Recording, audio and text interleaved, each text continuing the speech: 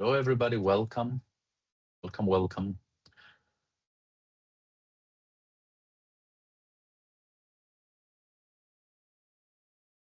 Hey, I think I've admitted everybody who was in the waiting room. Hopefully, we won't have any people joining way too late. So we can get started. Welcome, everybody. I'm Thanos Bostanis. I'm the director of the master's course we have at the Tizard Center, where we offer an MSc in Applied Behavior Analysis and Positive Behavior Support. As part of our work, we invite our esteemed colleagues from all over the globe to come and share the really good practice and research in behavior analysis with people who are either studying behavior analysis or are already certified individuals, or people who just enjoy listening into some good old ABA, PBS kind of research. As part of this talk, I will deliver 3 keywords. So if any of you are certified and you want to claim a CU, you can do so. If you want to claim an APD, which is the UK equivalent of CUs now, we've just been approved as a provider from the UK Society for Behaviour Analysis, so you can claim that as well. And I will add a link to a form for you guys to add your keywords and your information and details, and I will prepare a certificate for you. In terms of the process for today, I'll be in the background supporting in the chat. So if any issues, you can always talk to me directly in the chat. I will be monitoring that. But other than that, we are going to enjoy Dr. Raulston's presentation. We are recording this and we will add it to our YouTube channel. So if you want to watch any of the previous talks that we have offered, you can find us at Tizard. If you search Tizard on YouTube, you should find our channel. And you will also find this talk uploaded in due time there as well if you want to go back and re-watch it. I will also give you some information in the chat about our peer-reviewed journal called Tizard Learning Disability Review, because it's a practitioner-focused journal. So I always encourage colleagues to submit their work for consideration to our journal or to be involved through peer review, which I know some of you have already helped us with across the years, and I'm grateful for that. Okay, short and sweet. I hope I didn't take too long. Tracy, thank you very much for joining us. Please introduce yourself, take it away, and anything you need, I'll be around. I will only interrupt you for the keywords throughout your talk. Excellent. Thank you so much, Thanos. I'm truly honored to give this talk. And thank you all for making time to come today or tonight if you're in a different time zone than I am. My name is Tracy Raulston, and I am an associate professor of special education at Texas State University. And I'm also the graduate advisor for all of our applied behavior analysis concentration students. A little bit of background about my professional experience. I started off as an early childhood special education teacher and then a behavior analyst. And now my research is really focused on early interventions, so birth to 8, for children with developmental delays, such as autism or related developmental delays, social skills interventions, and prevention of behavior problems, family well-being, and family capacity.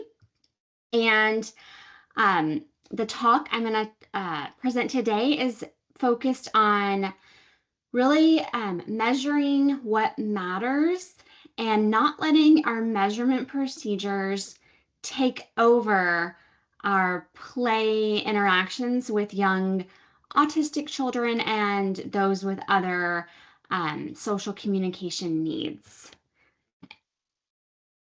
So this talk is really kind of an extension of this paper that we wrote a couple of years ago. And just to give you a little background about the inspiration for this paper, I took a brief hiatus from academia and I went back into clinical practice after about 10 years of being in, my doctoral program and being a researcher. And during that 10 years, technology, really took off. AI wasn't really around yet, but now it's even more so.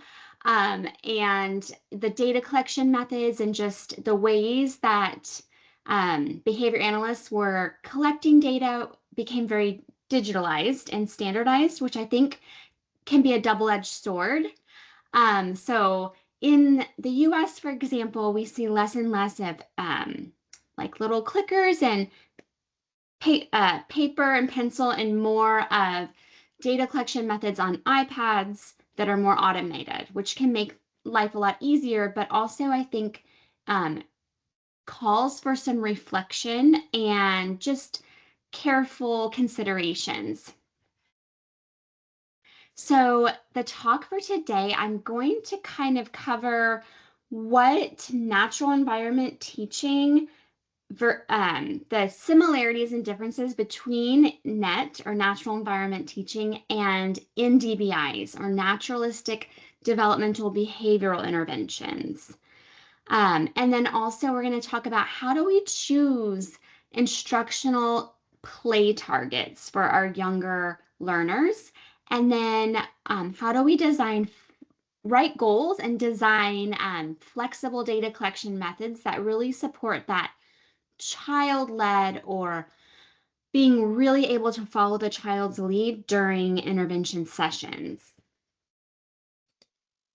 So I'd like to start by just pausing and asking you to think of a child that it could be someone that you provide services with now, in the past. If you don't work with young children, this same idea can apply to older, children or adolescents or even adults. So just bring someone to mind that you're really, really, familiar with their programs and services. And we'll revisit this. Okay, so in early behavior analytic intervention, play is used often, right? It's often, used during what we know as pairing or developing rapport at the beginning of a session. Oftentimes we begin with play. It's also used to teach manding skills, right? So play is just motivating. It's a motivating activity. And so we use it to contrive establishing operations, to teach children how to mand. And then we also embed different targets during play contexts, like, push the car, or do this, or like me, or a cow says, right? So we may be embedding like some imitation, object imitation, or even some verbal operants, fill-ins, etc. during play. So my point is, behavior analysts are no stranger to play. They are playing all of the time, especially if they're working with younger learners. So in the US, we have, not all of us, but many organizations have sort of a tiered model, right? So we have a behavior analyst who supervises several different direct interventionists, registered behavior technicians, and there are different competencies that these behavior technicians are required to master in order to be certified.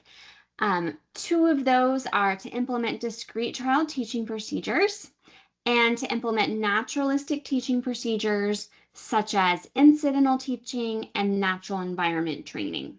So these are really important skills that as a behavior analyst, we need to be able to teach, coach, and supervise direct frontline interventionists to implement effectively. And, behavior analysts are no stranger to naturalistic teaching procedures dating all the way back to the Hart and Risley work. And in Kansas of incidental teaching, where we're capitalizing on those teachable moments. Then milieu teaching, where we are arranging the environment and then implementing incidental teaching procedures during play. And also natural environment teaching. So where we're focused on kind of programming for generalization so that we don't just teach in one context. We're not just teaching in a more structured environment, but we're also ensuring that the skills that we teach are generalizing to natural environments, which could be a school, which could be the gym of a center, it could be a book instead of cards, etc.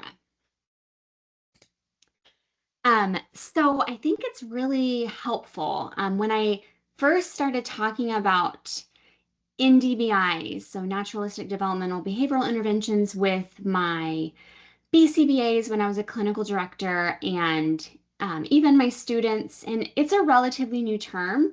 The paper, I think, came out in about 2013 or 14. I often got the question, is this just like NET? And it's a great question. And at first I didn't know how to answer it, but after thinking and reflection, I realized that, kind of, but they're rooted in different sets of literature. And I think that can be very helpful to just kind of understand the origins of these different practices when we're thinking about what are we going to use during our programming for our younger learners. So natural environment teaching, it's really rooted in applied verbal behavior instruction. If you look into the literature and you do a key search of natural environment teaching or natural environment training, surprisingly little studies out there really evaluating the effects of this practice. However, with the rapid expansion of applied behavior analytics services in the US, for example, this idea just rapidly took off. And but it's, when you look into the literature, it's mostly in verbal behavior literature, and it's really focused on generalization and looking at natural stimuli, natural settings, etc. So usually an interventionist, it could be a BCBA, or it could be a direct interventionist, even a parent caregiver. They're going to contrive establishing operations, right? So maybe they're pausing, or they're putting something in sight out of reach, using a lot of wait time, time delays, or they may present controlled presentations of discriminative stimuli. They may combine these two. Maybe they pause and then say, I want, and then the child fills it in, or what do you want, etc. Or maybe a full echoic prompt, say more, or say swing, etc. And then they're going to implement some sort of systematic prompting hierarchy based on that child's response to various prompts, and then provide natural reinforcement. So you all are probably no stranger to manding sessions and teaching manding during NET, and by no means am I trying to say don't do natural environment teaching. I am a huge proponent of it, and this is me in this video conducting NET teaching manding during natural environment training with a caregiver and about a 2.5-year-old here, and I hope the audio is going to work.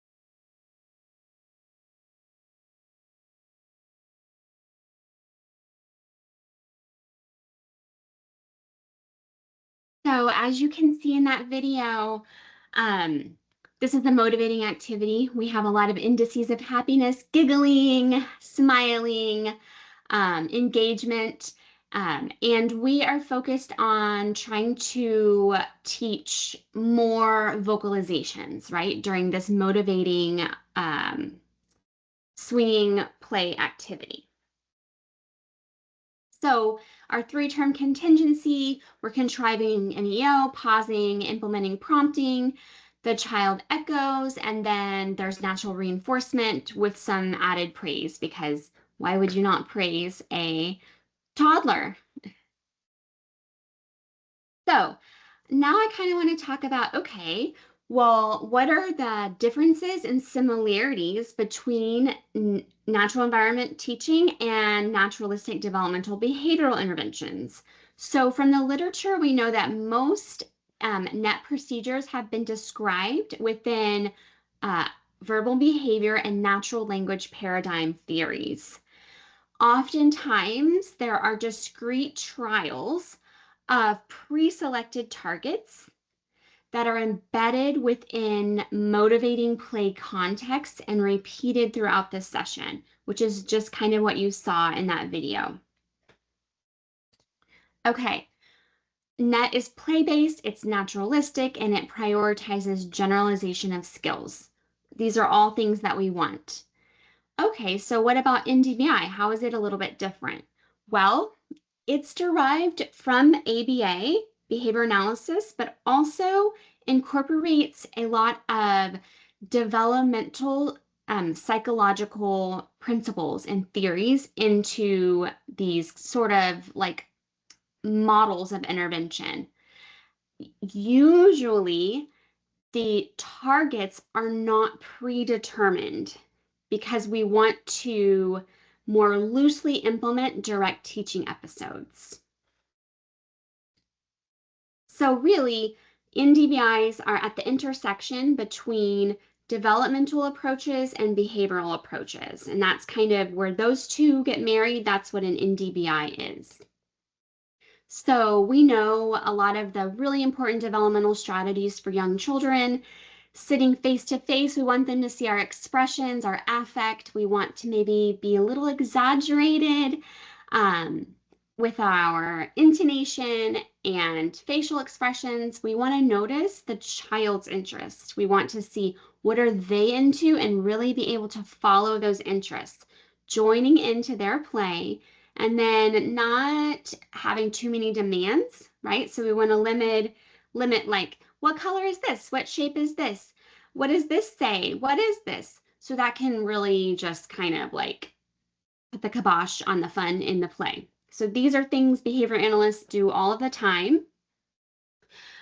So now thinking about that child that you brought up in the very beginning, or that individual, what are their favorite things? What are their favorite toys? What are their interests? And this maybe if you have an older learner, it could be more of like a leisure skill rather than a play skill. And what are their current goals and targets related to leisure or play skills?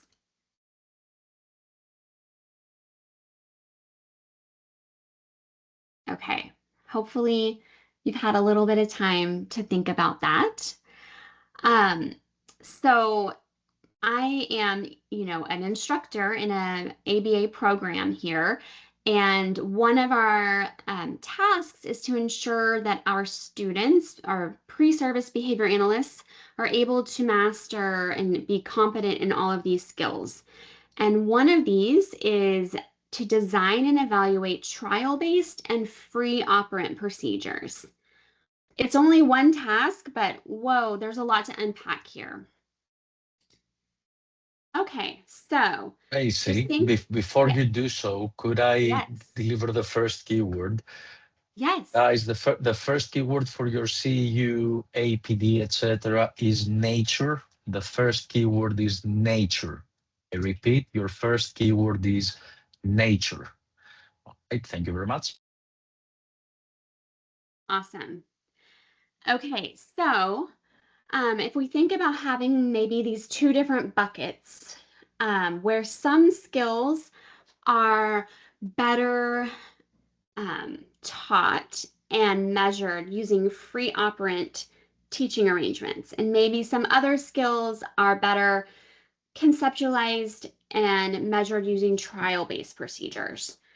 Obviously, if you see this visual, it's meant to be, it's not like easy to put every skill in one or the other. Sometimes they might fit in both, right? But it's important as an analyst to always be thinking about, what is the skill I'm trying to teach?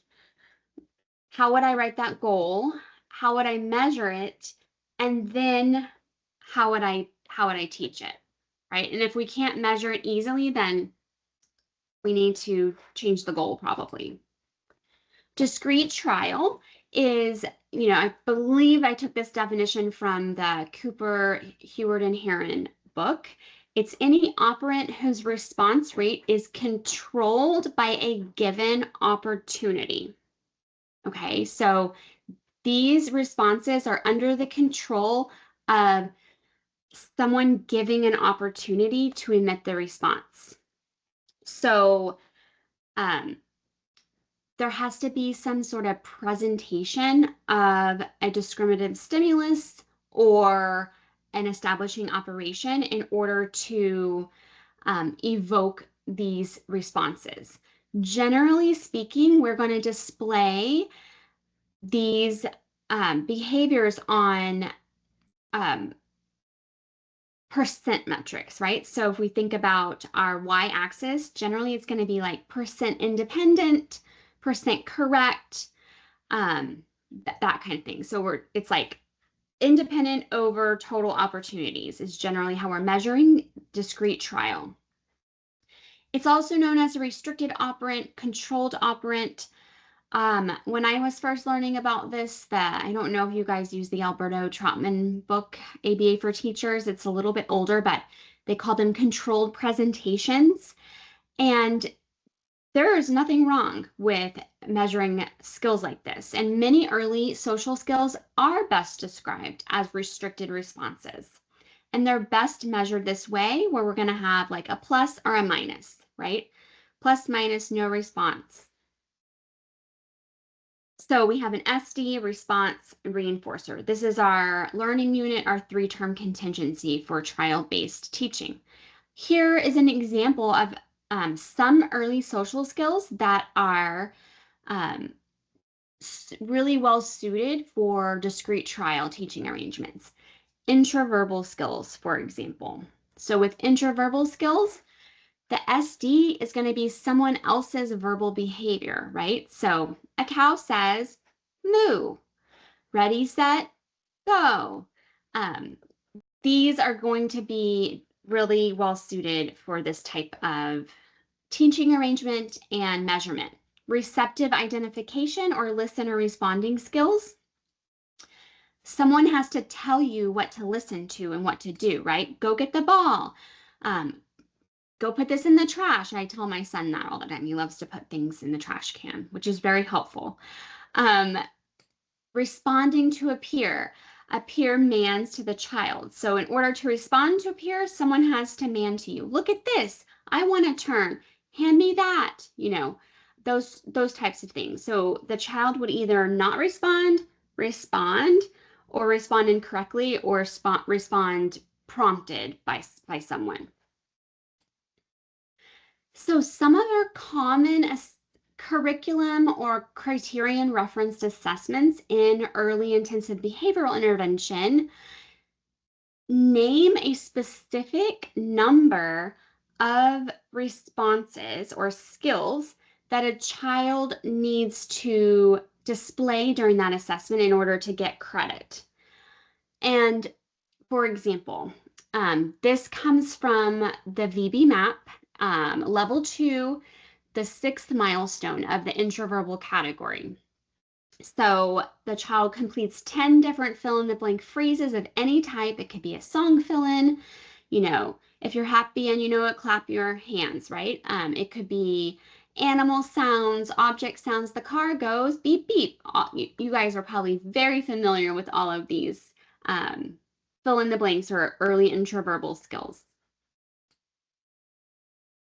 So what I saw in my clinical practice was that many BCBAs would write a goal such as this.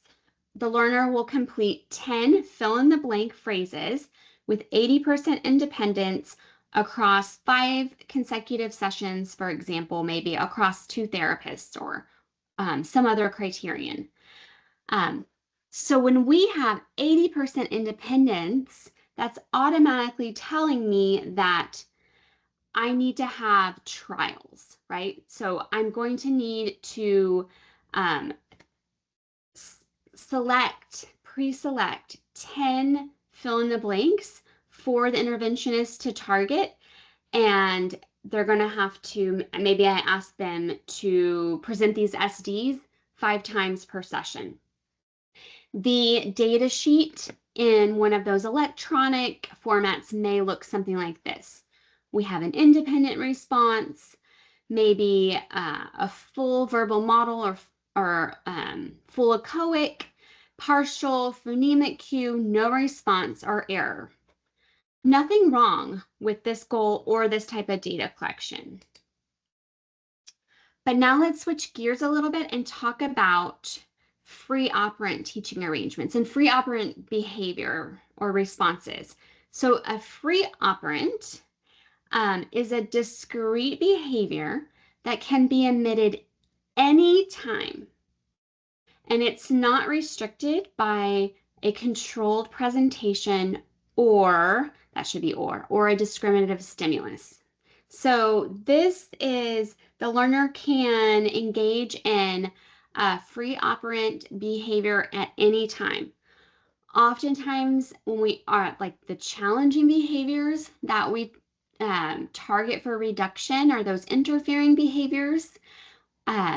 Those are free operant, right? A learner can engage in aggression, for example, anytime, and we are going to probably measure that using a frequency count, right? Or a rate. So either number or number over time, because it's free, it can happen anytime.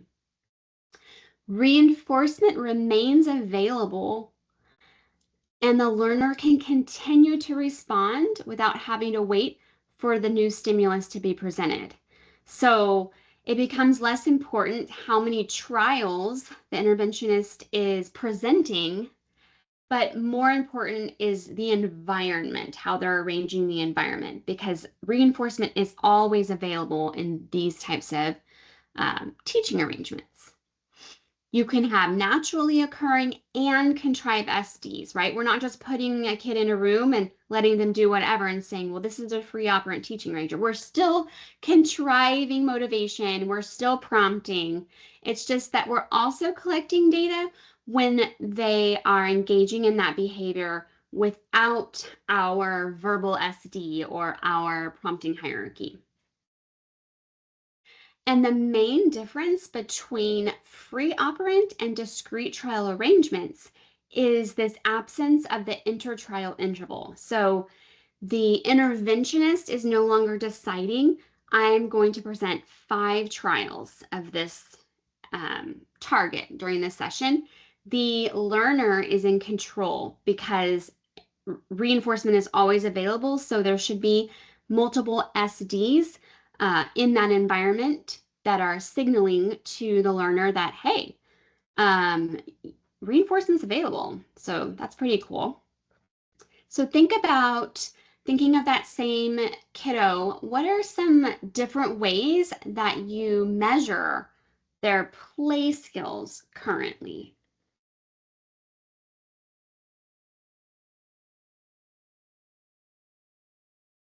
So there are some early skills that maybe better function more freely versus in a trial-based arrangement.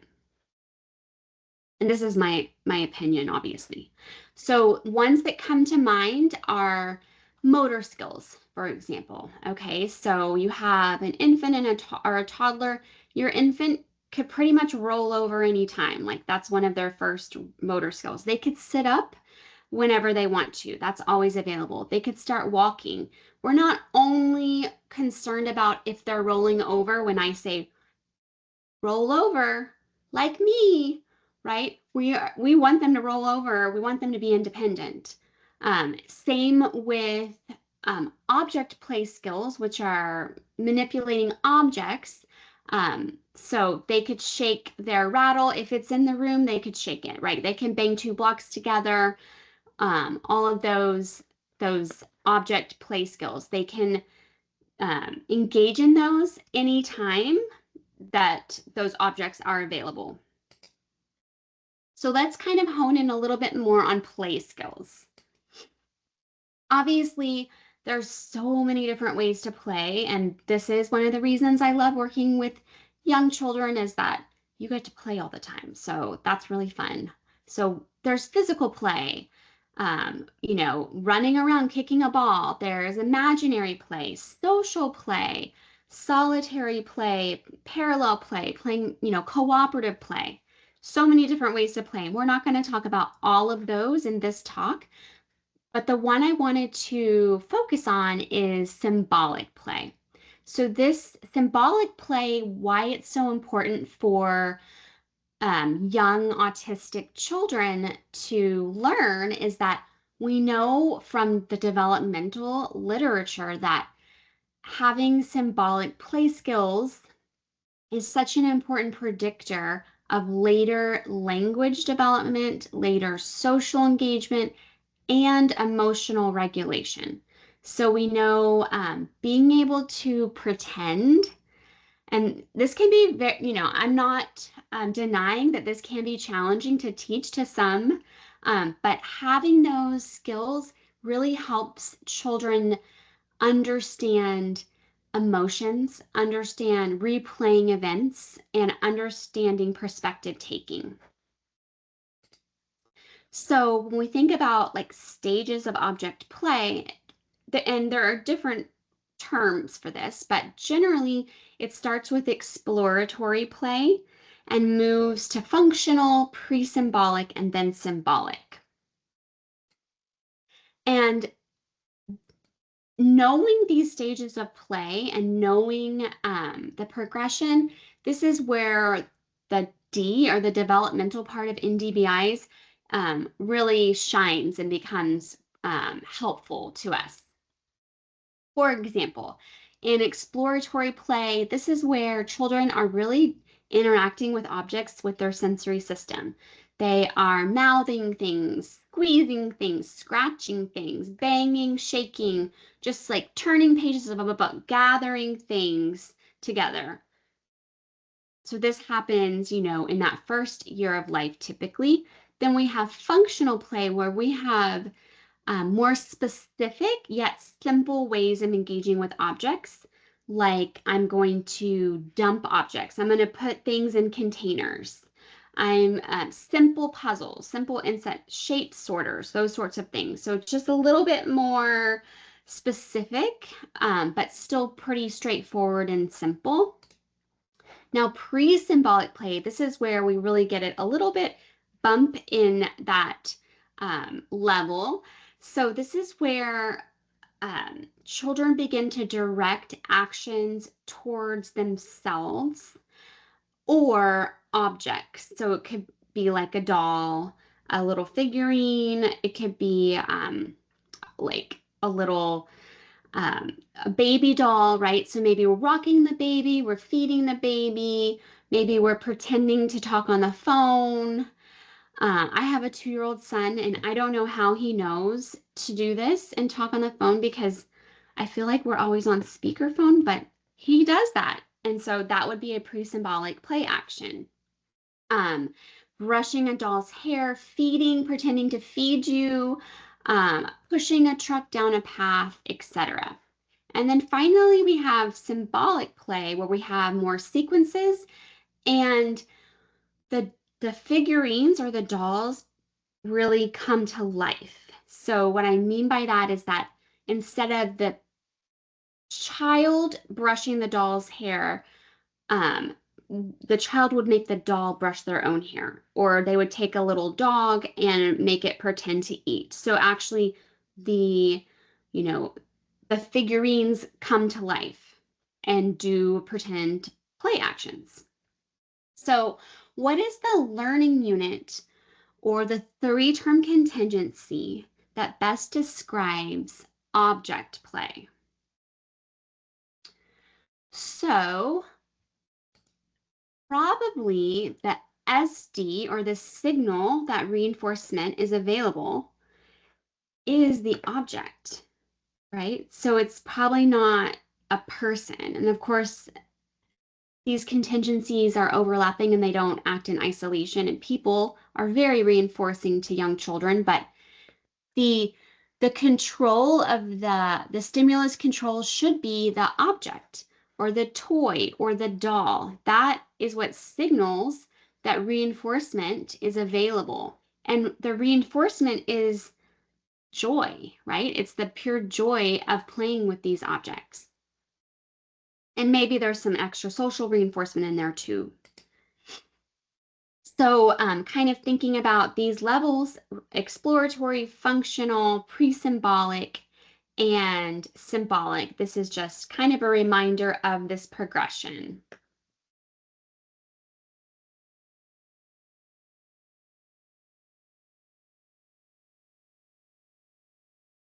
So if you do work with young children, what do you think the child's play level is, their independent object play level? So that would be what you've observed them doing on their own without any prompting or support or scaffolding.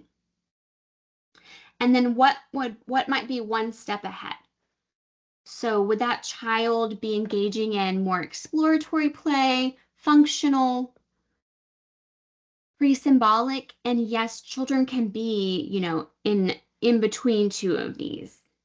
And it's not bad if you bounce back. So this isn't like you need to just always be advancing. It's just a general progression. So here is an example of, and this is just one example of a flexible object play goal. Okay, so let's say during a 20-minute play routine, the child will engage in 5 different functional or pre-symbolic actions across 5 therapy days within a 1-month period. Obviously, the criterion can be changed. This would be an example of a goal that we would want if we want to increase variability or diversity of play. So we want to teach them different things to do. And there's no accuracy, there's no percentage in this goal, because writing your goal like this will make teaching much more flexible and will make the sessions be able to be more flexible. And again, I want to reiterate, this is just one example. It might be that you just want overall total functional play skills to increase, maybe not different. So obviously always individualize for that particular learner. So I am a huge proponent for play skills to not have pre-selected play targets. So on the data sheet, for example, sometimes what I've seen is that, it's rock the baby, feed the baby, rock the baby, put the baby to sleep. These are the targets that the behavior analyst wants the direct service provider to work on. Well, maybe one day the child does want to rock the baby and then the next day they don't. Should they really be dinged for changing the play actions that they want to engage in? And are we accidentally reinforcing rigidity if we are presenting 5 verbal SDs like me, rock the baby, right? And then we're marking no response, incorrect. Well, maybe they just didn't want to do that day, right? So we need, in order to really be able to focus on the child and follow their lead, I think that targets should be able to change within a session and across the session so that your interventionists can really be present and follow the child's lead in a really meaningful way. All right, so how do I identify flexible play targets? Well, number one, we need to know what's the child's independent play level. Number two, we need to identify their instructional play level.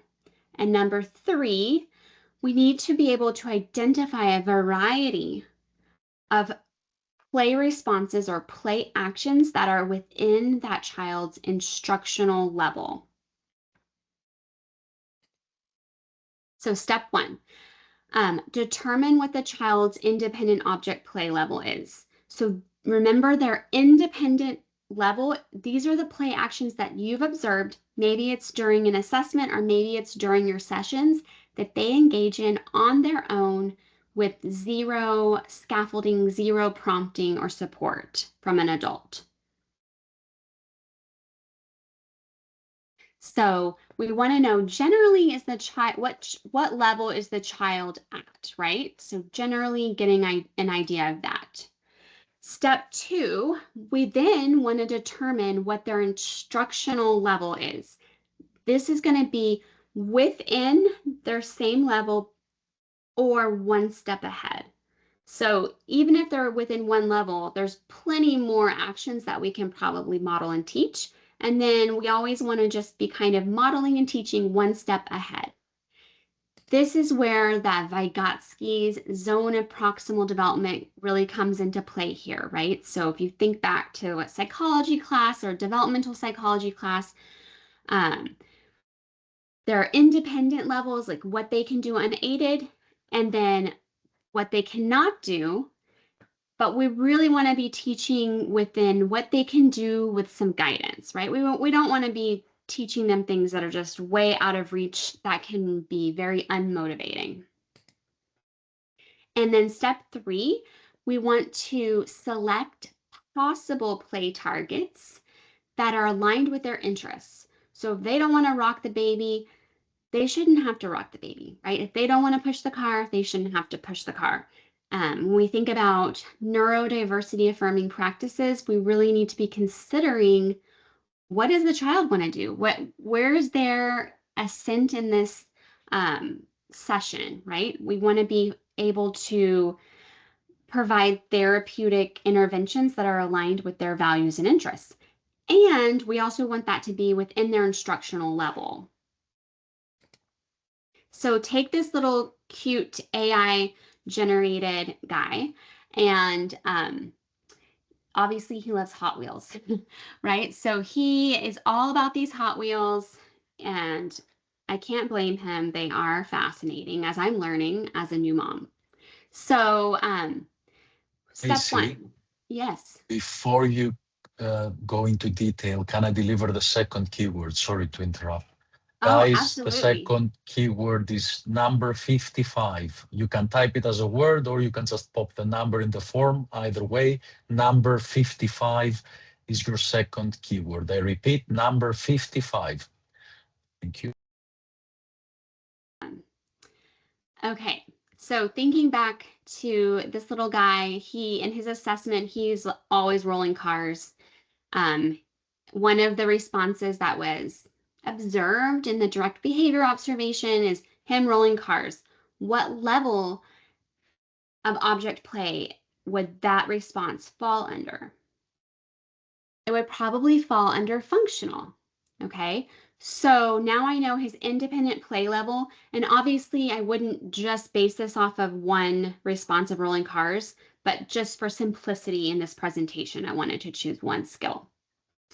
And so his instructional play level would be one step, or within that level and one step ahead. So we want to be teaching him new skills that are at that functional level and pre-symbolic level, because that's going to be his, zone of proximal development, if you will. And step three, we want to identify a variety of play responses within the child's level. The reason I stress variety is that we don't want him to have to park the car, crash the car, race the car every single session. He might not want to do that, but we want to be able to kind of plan the session out, having a library of different actions that the interventionist could model and prompt, right? And some of them he's going to take to more than others, and that's just how children are. Maybe he's going to make the car fly, pretend to put gas in the car, crash them, park it in a garage, go down a ramp. All of these skills are in his instructional level. Okay, kind of revisiting this flexible object play goal. So during these 20-minute play sessions, we want him to engage in 5 different functional or pre-symbolic play actions. It could be with a car, right? It could be 5 different ways to play with the car, but also maybe he's not into the car that day and he wants to play with zoo animals. So it could be making the zoo animal eat, or it could be having 2 little people talk to each other. Maybe he wants to rock the baby and feed the baby that day. But the point is, they're all within his instructional level, and we don't have predetermined or pre-selected play actions. Now, you might be thinking, well, how is the interventionist going to know all of these different possible actions if I don't have them written out or typed out in their session? And that's a very valid point.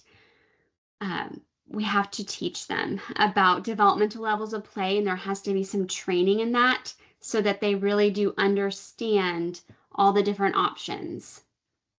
I've worked with many technicians, many therapists. Some of them, they play like amazing. It's like they never grew up, right? They are just so fun.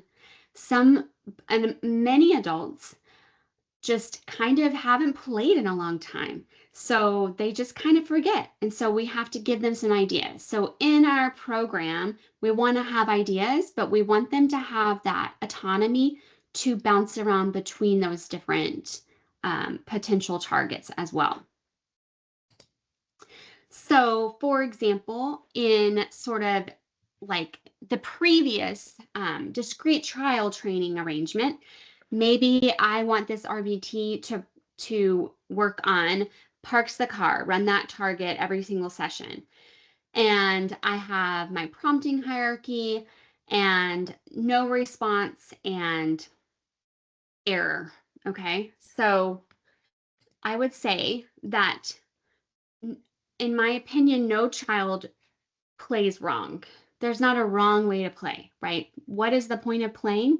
To have fun and to learn new things. So automatically, I am sort of put off by the error or no response with play skills. Now this comes from Central Reach. So I know every system is different. You can create paper-based systems that are very individualized. But Central Reach here in the US is probably the most utilized data collection system for behavior analytic treatment.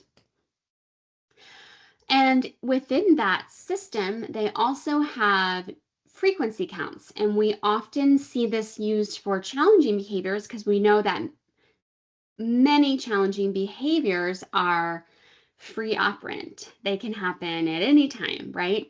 Some might happen during, after being denied access or being given a direction that's not very preferred. However, we generally would mark them whenever they happen. Well, what about object play skills? If we have all the objects in the room, the toys available, couldn't, in theory, these also occur at any time and act more freely or be better described as free operants? If so, we could collect frequency counts. And you may be thinking, well, what I want to know, prompted or unprompted. Valid point. You would just have to create another area here for independent versus prompted, and then obviously you would convert that to a percentage. So you'd have multiple graphs for analysis. But just going off of that really simple data collection method, this is what the graph could look like. So we have functional skills represented by the closed circle. So functional play skills like rolling the car,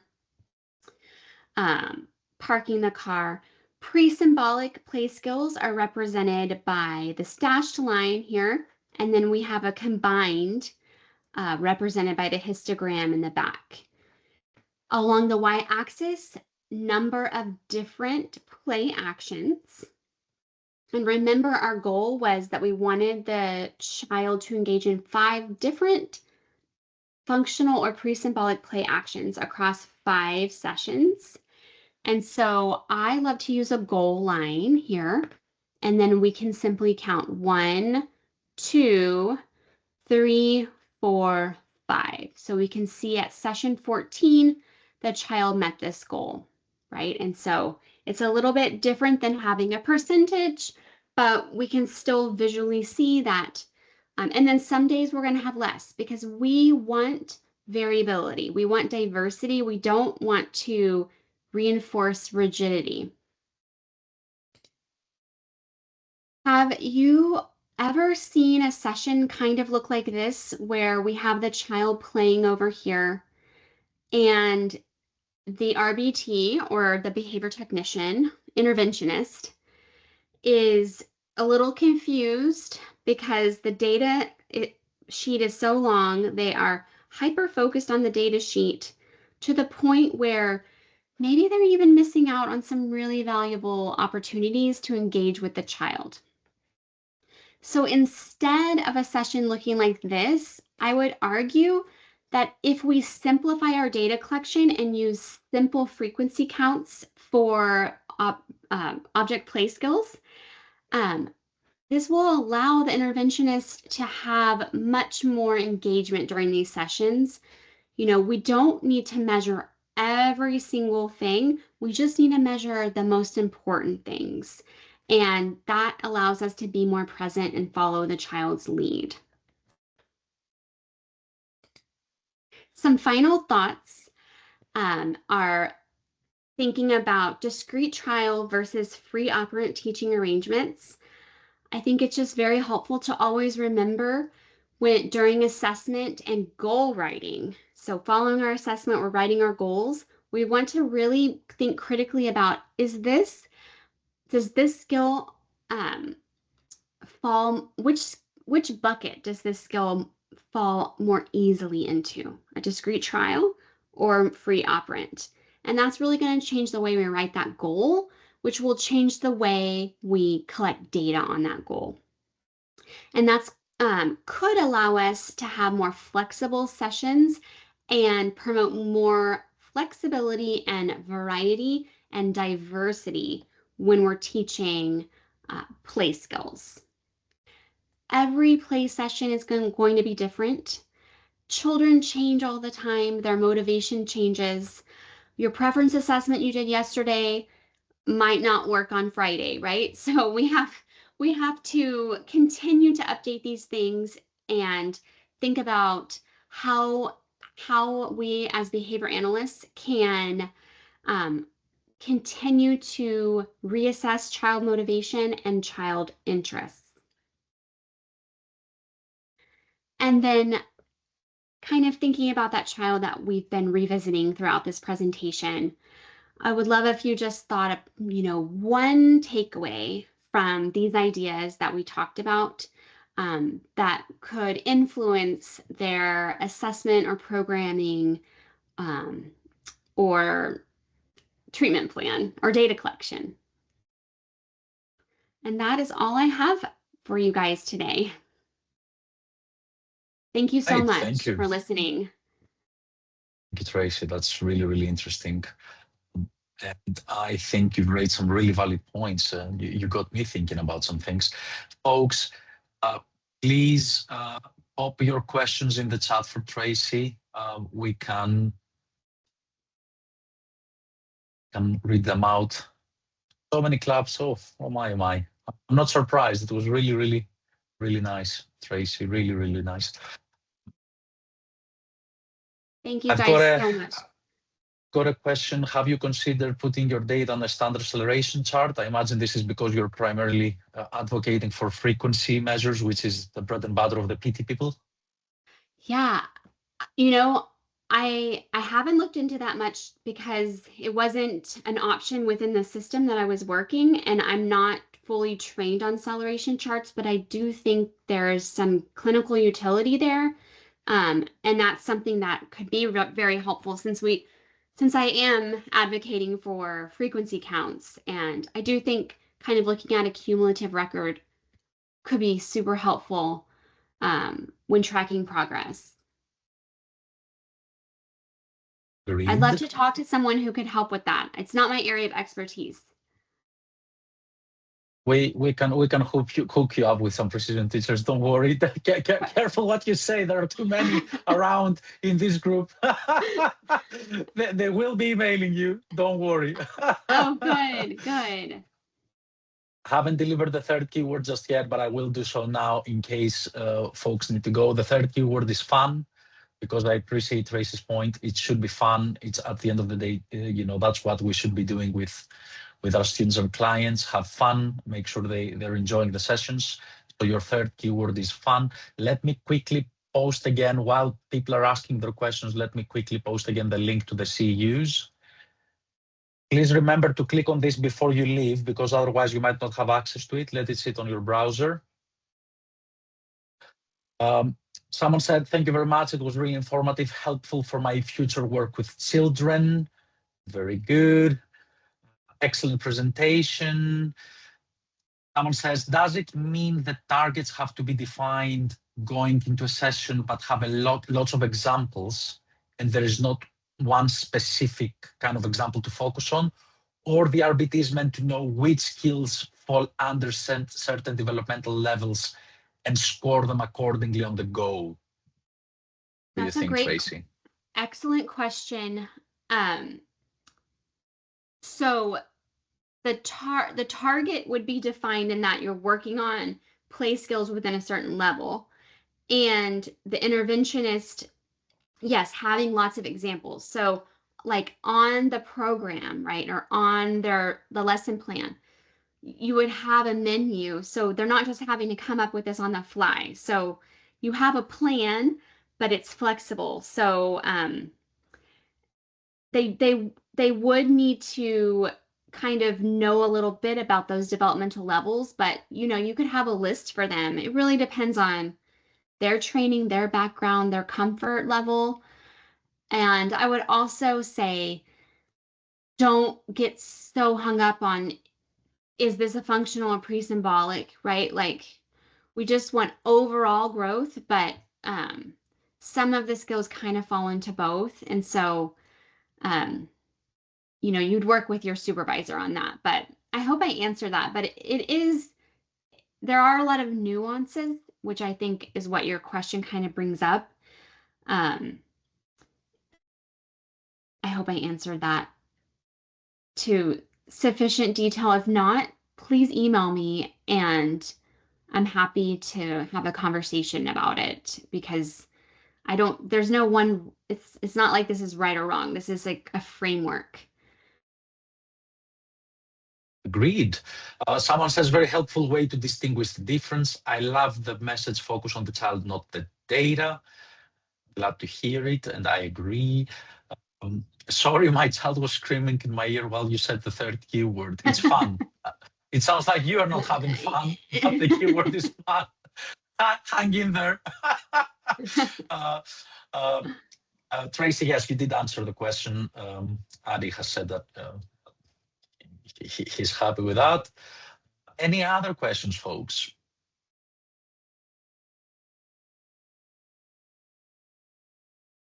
Got another one for you, Tracy. How do you approach a child that wants to control all the play and doesn't accept anything you try to add to the play?